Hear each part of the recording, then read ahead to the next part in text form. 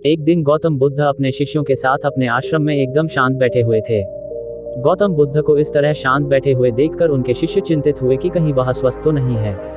एक शिष्य ने उनसे पूछा, आज आप मौन क्यों बैठे हैं? क्या शिष्यों से कोई गलती हो गई है? तभी एक अन्य शिष्य पूछ बैठा, कहीं आप अस्वस्थ तो महसूस नहीं कर रहे हैं?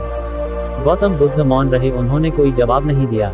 इसी बीच थोड़ी दूरी पर खड़ा एक व्यक्ति जोर से चिल्लाया, आज मुझे सभा में बैठने की अनुमति क्यों नहीं दी गई? उसकी बात का कोई जवाब नहीं देते हुए गौतम बुद्ध आंखें बंद करके ध्यानमग्न हो गए। बुद्ध से कोई जवाब ना आता देख वह व्यक्ति फिर से चिल्लाया, आखिरकार मुझे प्रवेश की अनुमति क्यों नहीं मिली? एक उदार शिष्य ने उसका पक्ष लेते हुए गौतम बुद्ध से कहा कि उसे सभा में आने की अनुमति प्रदान की जानी चाहिए। बुद्ध ने आंखें खोली और बोले, नहीं, वह अछूत है, उसे अनुमति नहीं दी जा सकती। गौतम बुद्ध की यह बात सुनकर शिष्यों को बड़ा आश्चर्य हुआ।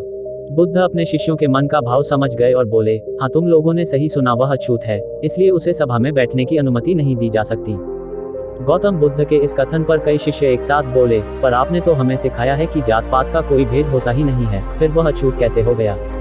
अपने शिष्यों के मनोभावों को समझकर बुद्ध ने समझाते हुए कहा, आज यह क्रोधित होकर आया है। क्रोध से जीवन की एकाग्रता भंग होती है। क्रोधी व्यक्ति अक्सर मानसिक हिंसा कर बैठता है। इसलिए कोई भी व्यक्ति जब तक क्रोध में रहता है तब तक वह अछूत होता है। उससे हमें दूरी बनाकर रखनी चाहिए। इसलिए जब तक यह क्रोध में है तब तक इसे एकांत में ही खड़े रहना चाहिए। क्रोधित शिष्य बुद्ध की बातें सुनकर आत्मग्लानि से भर गया।